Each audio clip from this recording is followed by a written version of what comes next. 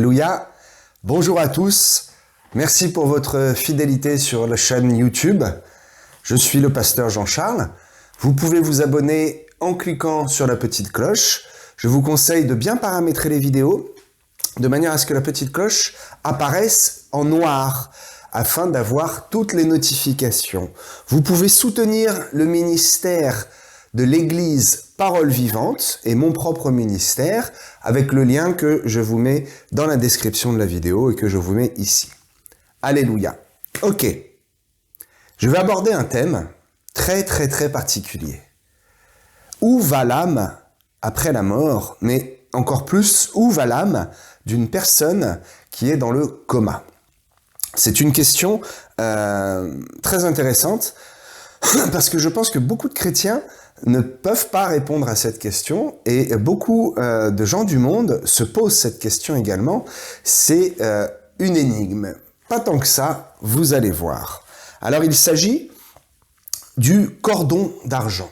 Cordon, fil ou corde, c'est la même chose. Ne vous arrêtez pas à la différence de mots utilisés. Il s'agit de quelque chose de physique, vous allez le voir, qui tient lié l'âme et le corps. Je vais vous en dire plus. Alors, pour répondre tout de suite à cette question, où va l'âme après la mort?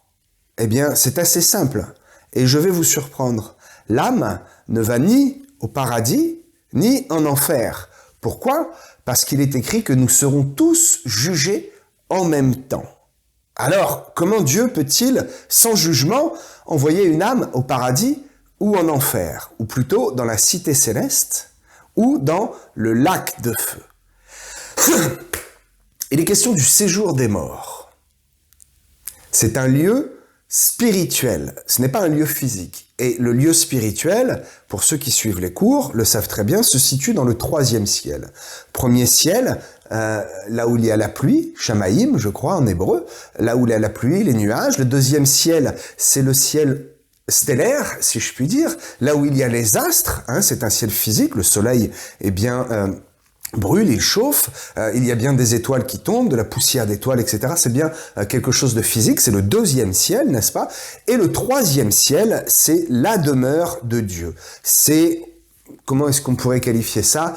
Non pas l'espace, mais plutôt le cosmos. Voilà, quelque chose qui est infini, qui n'a pas de dimension, et ça va au-delà, ça n'a même pas de dimension physique, puisque l'espace n'a ni fin, ni commencement, donc ni début, ni fin. Un peu comme Dieu, c'est là où Dieu fait sa demeure, et c'est un endroit spirituel. Dans cet endroit spirituel, il y a le séjour des morts. Et croyez-vous, je vais vous poser la question, et vous allez y répondre tout de suite, que un homme de Dieu, un pasteur, admettons l'abbé Pierre, qui a une vie en règle, son corps est mort, son âme est quelque part. Est-ce que vous croyez que son âme sera dans le même endroit que l'âme de meurtrier ou l'âme d'Hitler? Bien sûr que non. Nous en avons l'exemple dans Luc chapitre 16, verset 22. Vous savez cette histoire du riche et du pauvre, Lazare et le riche, dont on n'a même pas le nom, n'est-ce pas? Eh bien, ils meurent tous les deux. Et le riche se retrouve dans un lieu où manifestement il ne fait pas bon vivre, puisqu'il interpelle Abraham et il lui demande en fait, par l'intermédiaire de Lazare, de lui donner, de tremper son doigt dans de l'eau et de lui donner un peu à boire pour l'abreuver. Donc on comprend que l'un est dans le sein d'Abraham, c'est ce qui est écrit, dans une partie haute, et le deuxième, le riche en l'occurrence, lui est dans une partie basse où il ne fait pas bon vivre puisqu'il a très soif et il aimerait, la seule chose qu'il demande, c'est juste une goutte d'eau. Bien, parenthèse terminée. Donc voilà où va l'âme du chrétien ou du païen, de celui qui accepte Dieu et de celui qui n'accepte pas, dans le séjour des morts, en attente du jugement. Un jugement soit de bénédiction, soit de condamnation. Les deux tribunaux, etc. Je ferai peut-être une autre vidéo là-dessus parce que c'est un thème intéressant. Arrêtons-nous là pour l'instant. La question est, qu'en est-il de celui ou celle de l'âme d'une personne qui est dans le coma, c'est-à-dire qui vit, le cœur bat encore, n'est-ce pas, mais qui n'a plus la conscience, qui n'a plus la possibilité de s'exprimer. Donc, l'âme n'est pas encore dans le séjour des morts, elle est où? L'âme erre. Alors ça, c'est ce que tous ceux qui ont fait les expériences de mort imminente, EMI, expérience de mort imminente, n'est-ce pas? Il y a eu des films dessus, des reportages, tout le monde a déjà vu des sujets d'actualité ou des films aussi, des séries peut-être sur ce thème de mort imminente. Vous savez tous qu'il y a un tunnel, une lumière blanche au bout de ce tunnel. Certains se sentent mal, certains se sentent tellement bien que même ils ne veulent pas revenir. C'est quelque chose d'assez curieux et le monde s'interroge là-dessus et les scientifiques reconnaissent qu'effectivement, eh bien, il y a quelque chose à comprendre dans cette notion de voyage vers l'au-delà, voyage astral. Les sorciers l'ont très très bien compris, notamment en Afrique, sur quelques îles également. Les sorciers malbars aussi le font moins, c'est plus en Afrique. Ils voyagent, ils font des voyages astrales, c'est-à-dire qu'ils arrivent à sortir de leur corps et à voyager. Donc ils voient et ils entendent, et ils arrivent à revenir dans leur corps. Pourquoi? Parce qu'il y a bien quelque chose qui tient lié le corps et l'âme et l'esprit, ce que la Bible appelle le cordon d'argent. Ceux qui vivent cette expérience, qui ne sont pas sorciers, n'est-ce pas, et qui disent, effectivement, je me vois dans cette salle d'opération et je suis au-dessus de mon corps, donc il me faut un certain temps pour comprendre que c'est moi, là. Le gars, il est inactif, les yeux fermés, il bouge pas, et pourtant, il se voit, il voit le chirurgien prendre le bistouri, faire ci, faire ça, et il entend. Et même quelques-uns disent, oui, j'ai un souvenir, j'ai entendu, tu m'as parlé. Ah, mais mon ami, ton coma a duré 8 ans, je t'ai parlé le premier mois. Et pourtant, tu t'en souviens. Parce que quand on est dans le coma, quand on est dans cet espace spirituel, il n'y a aucune notion ni de temps, ni d'espace. Je ne suis pas physicien, mais vous le savez tous, le temps est lié à l'espace et l'espace est lié au temps. C'est pour cela que l'on parle de notion d'espace-temps. L'un va avec l'autre. On ne peut pas mesurer une distance s'il n'y a pas de notion de temps. On ne peut pas mesurer une notion de temps s'il n'y a pas de distance. Et donc, dans cet état-là, il s'avère qu'il n'y a aucune notion de distance et de temps.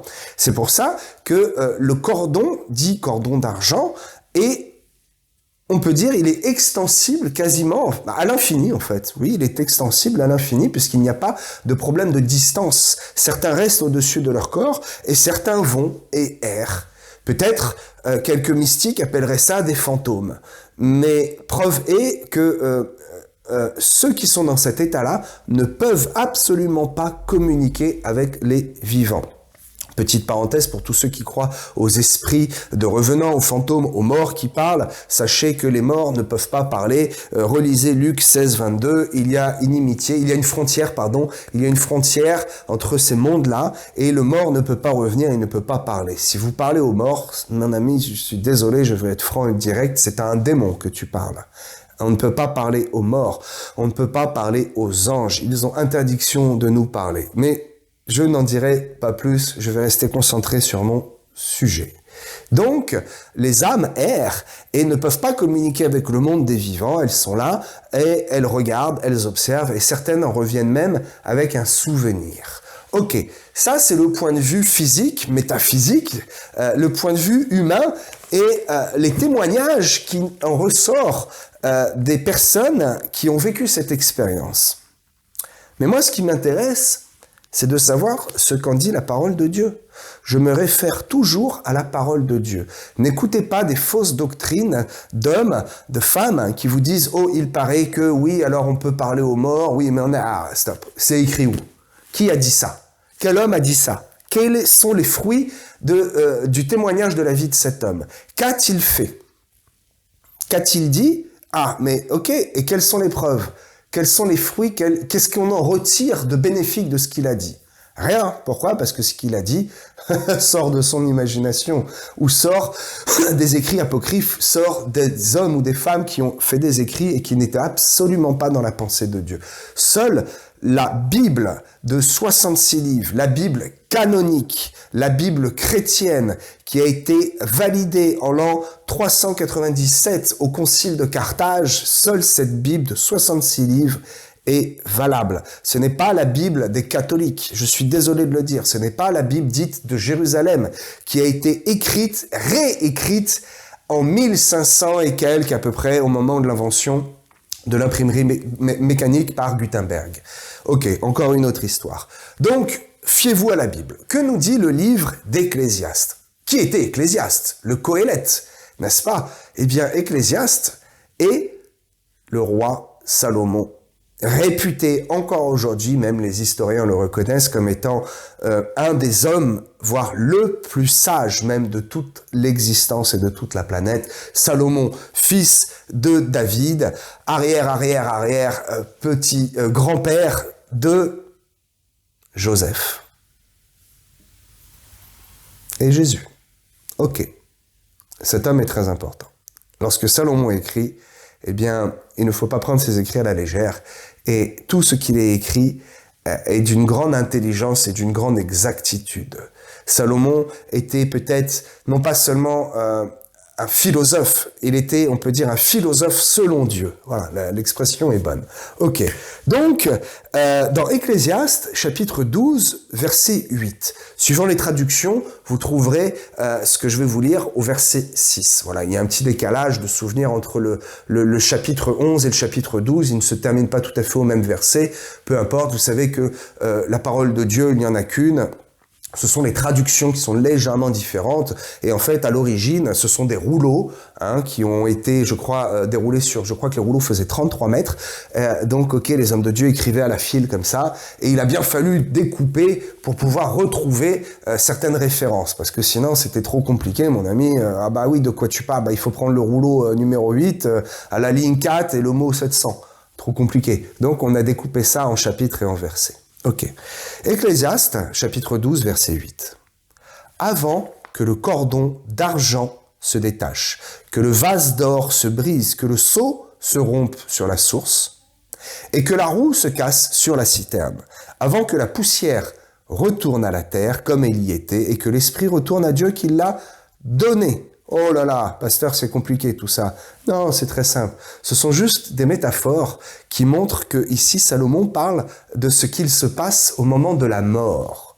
Peut-être certains ont entendu parler que lorsque l'on meurt, eh bien, il y a 21 grammes en moins. Serait-ce le poids de l'âme ou serait-ce le poids de ce cordon d'argent qui se brise? Je vous laisse à vos réflexions. Donc, il y a bien quelque chose de physique qui tient lié l'âme et le corps, quelque chose de physique qui rattache notre esprit à la vie charnelle, à la vie dans un corps de chair, à la vie physique. Ok. Nous avons deux éléments importants ici, si on relit bien le verset. Le cordon d'argent se détache, le vase d'or se brise. Nous avons deux éléments, deux matériaux précieux, à savoir l'or et l'argent. Que signifie l'argent, en l'occurrence le cordon d'argent? Pourquoi le cordon d'argent? Pourquoi pas peut-être le cordon d'or, le cordon de diamant, le cordon de bois, le cordon de tissu, je ne sais pas. Pourquoi le cordon d'argent? Parce que l'argent, à chaque fois dans la parole de Dieu, représente le salut. C'est le mot en hébreu kesef, qui est synonyme et qui représente le salut de l'homme, le salut, la vie éternelle, la vie après la mort, auprès de Jésus, auprès de Christ, auprès de Dieu. Bien. L'or, le vase d'or se brise. Qu'est-ce que le vase d'or? Le vase, c'est nous-mêmes, et l'or, c'est ce qui représente notre éclat spirituel, notre pureté spirituelle, la divinité, la sainteté, et en l'occurrence, quand ça concerne l'homme, cela concerne son éclat spirituel.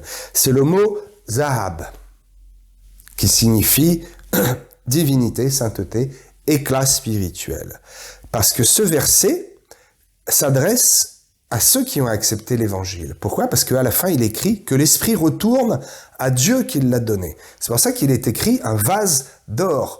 Parce que dans 2 Timothée chapitre 2 verset 20, vous verrez qu'il y a des vases vils et des vases d'or. Des vases qui sont utiles et des vases qui sont honorables et des vases qui ne sont pas utiles et qui sont destinés à retourner à la poussière dans le séjour des morts tout au fond et qui sont malheureusement destinés à la condamnation parce qu'ils n'ont jamais accepté Christ. Ok, mais c'est encore un autre sujet.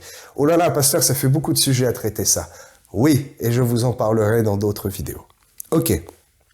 Donc, l'or et l'argent, deux éléments, deux matériaux précieux qui sont mis en avant. Vous l'avez compris, il s'agit du salut de notre âme et de l'éclat précieux du vase que nous sommes, le vase qui se brise. Et donc, ce cordon d'argent, ce cordon qui parle du salut.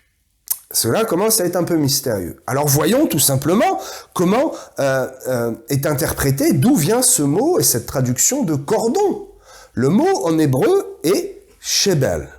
Ok, je fais un petit accent, ne vous moquez pas de moi, je ne parle pas hébreu, mais j'essaye de me rapprocher pour vous faire comprendre l'importance de la langue hébraïque et de la langue grecque, parce que c'est de là que viennent les traductions originales de la Bible. Le mot shebel signifie lien. Ok, lien, cordon, corde, on y est, la traduction est bonne. Sauf que, je vous le donne en mille, mon ami, ce mot est utilisé pour une autre signification. Alors, merci à Monsieur Strong, qui, il y a déjà 200 ans à peu près, a fait de grandes études et a cherché à donner une signification exacte à chaque mot pour éviter la confusion. Donc, je vais utiliser les numéros Strong, vous connaissez ce que c'est, pour être certain de ce que je vais vous dire. Le numéro Strong du mot shebel, qui est traduit par lien ou par cordon, ok, c'est le numéro 2254. Et bizarrement, ce mot shebel, ce numéro, donc c'est vraiment le même mot, au iota près, est utilisé pour définir un type de douleur. Il y a plusieurs types de douleurs. Nous avons des douleurs physiques, des douleurs morales, des douleurs spirituelles, et en l'occurrence, ici, il s'agit des douleurs, tenez-vous bien, des douleurs de l'enfantement. Quoi ? Ce mot veut dire à la fois lien, cordon, corde, et en même temps douleur liée aux douleurs de l'enfantement. Mais tu as compris tout de suite, je le sais en esprit, tu as compris, la signification réelle de shebel ici. C'est le cordon d'argent, le cordon de l'âme, les douleurs de l'âme, les douleurs de l'enfantement. C'est ce qu'il se passe quand quelque chose se brise. Le chirurgien a coupé un cordon quand tu es né, le cordon ombilical. Il s'agit ici du cordon ombilical spirituel. Je viens de vous en amener toutes les preuves, j'espère que j'ai été assez clair dans mon explication. Le cordon d'argent, le shebel kesef. Le shebel kesef, le cordon du salut, ce qui tient lié et qui nous mène, une fois brisé, au salut, puisque c'est bien écrit que l'esprit retourne à Dieu qui l'a donné.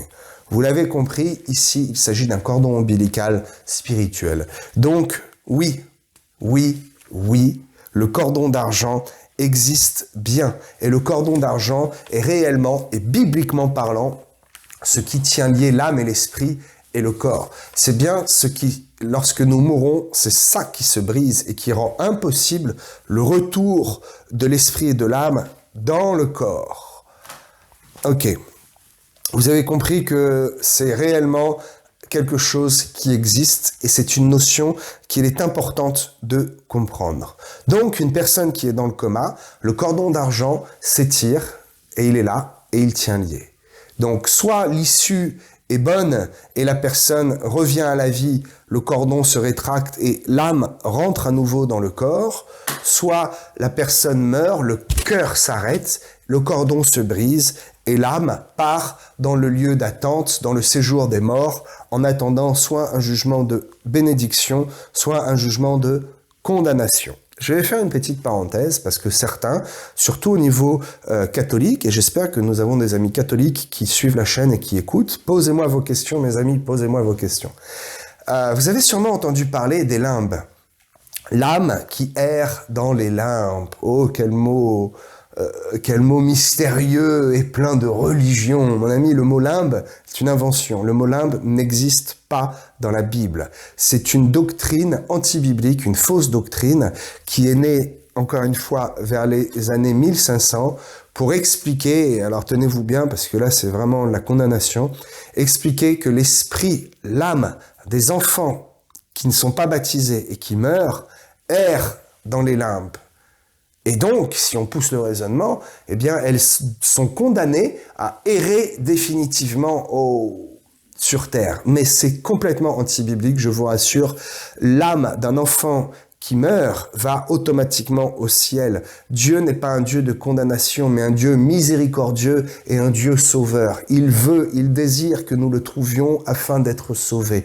Donc un enfant qui n'a pas eu le temps de choisir et d'avoir une vie mauvaise, de choisir entre le bien et le mal, automatiquement l'enfant est sauvé. Pourquoi Jésus dit alors à ce moment-là, laissez venir à moi les petits enfants.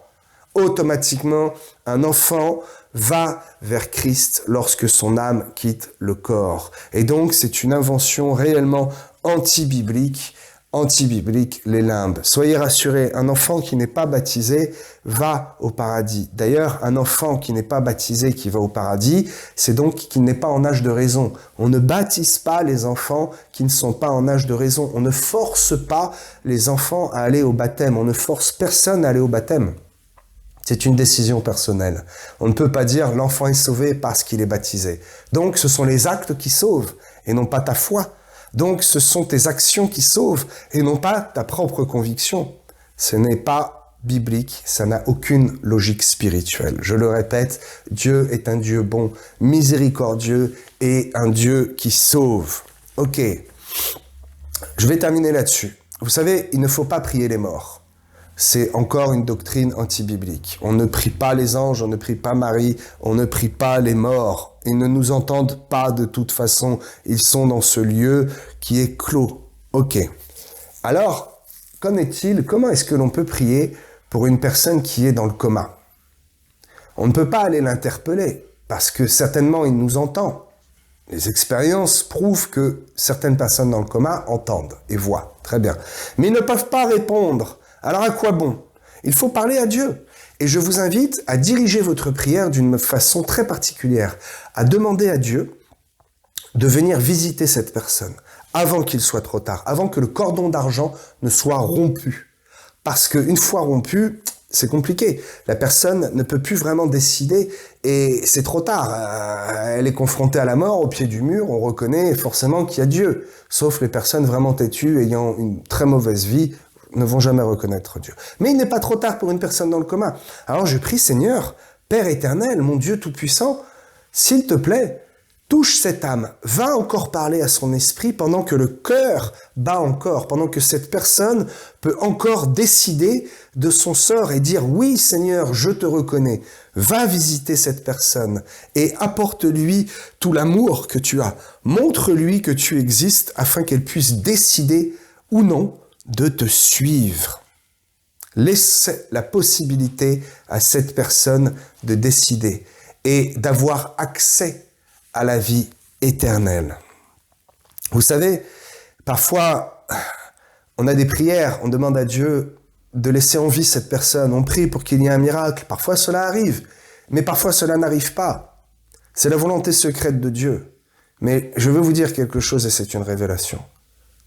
Il vaut mieux parfois que la personne soit dans cette atmosphère spirituelle, qu'elle rencontre Dieu, qu'elle accepte et que sa vie s'arrête. Plutôt que Dieu dise « Ok, je vais répondre à ta prière. C'est dommage, j'avais d'autres plans, mais je t'aime et je vais répondre à ta prière. Je vais remettre l'âme de cette personne dans son corps. Elle ne se souvient de rien. La personne revient à la vie. Et toute sa vie, elle refuse Dieu. Et elle meurt. Et elle va dans le séjour des morts en partie basse, à côté du riche. Il vaut mieux perdre quelques années de sa vie plutôt que perdre son éternité, mon ami. Il vaut mieux que cette personne rencontre le Saint-Esprit pendant qu'elle est dans le coma et que Dieu dise « Très bien, mon fils, ma fille, veux-tu retourner maintenant? Non, j'ai trop peur, je pourrais pas, j'ai peur de céder, je n'ai plus rien à faire dans ce monde, je veux aller vers toi. » Eh bien, je coupe le cordon d'argent. L'âme est sauvée. Elle est auprès d'Abraham et de Moïse. Vous relirez le verset Luc 22, c'est ça que je vous ai donné tout à l'heure en référence. Luc 16, verset 22. Ok, voilà pour ce qui est dit. Et je vais terminer avec les dernières paroles du chapitre 12 de l'Ecclésiaste, Salomon qui nous dit « Vanité des vanités, tout est vanité ». Les grands dépressifs prennent ce verset et disent « Oh, vanité, vanité, rien ne compte, ça ne sert à rien de chercher Dieu, de vivre, de travailler, ça ne sert à rien, vanité des vanités ». Mon ami, regarde ce que le mot vanité veut dire. Vanité, c'est « hebel », qui veut dire souffle, vapeur. Sous-entendu, ici, Salomon nous explique que la vie n'est qu'un souffle, la vie n'est qu'une vapeur, la vie n'est qu'un clin d'œil. La vie est trop rapide, mon ami, pour prendre le risque de louper ton éternité. Et comme je dis toujours, il vaut mieux louper quelques années de ses études, peut-être se tromper dans un travail, même dans sa vie familiale, dans sa carrière, avoir passé 40 ans dans un métier et s'être trompé, ce n'est pas grave. Tu peux naître de nouveau. Tu peux tout recommencer, balayer ta vie passée et recommencer ta vie avec Jésus-Christ. L'important, ce n'est pas le passé. L'important, c'est ton présent. C'est la décision que tu prends aujourd'hui de suivre le Seigneur Jésus. C'est ce présent qui va conditionner ton avenir. Tu ne peux pas louper ton éternité. Tu peux louper une carrière, mais tu ne peux pas louper ton éternité. Sois béni. Je vous dis à bientôt. Pensez à vous abonner à la chaîne. Je ne suis pas rémunéré pour cette chaîne. C'est que il est important que le peuple de Dieu entende la vraie doctrine et entende des pasteurs qui se lèvent et qui expliquent la parole de Dieu, non pas selon leur propre intelligence, mais selon les révélations du Saint-Esprit. Soyez bénis, soutenez le ministère. Je vis entièrement et à 100% depuis maintenant 3 ans du ministère. Soyez bénis, je vous dis à très bientôt pour d'autres vidéos sur cette chaîne. Amen.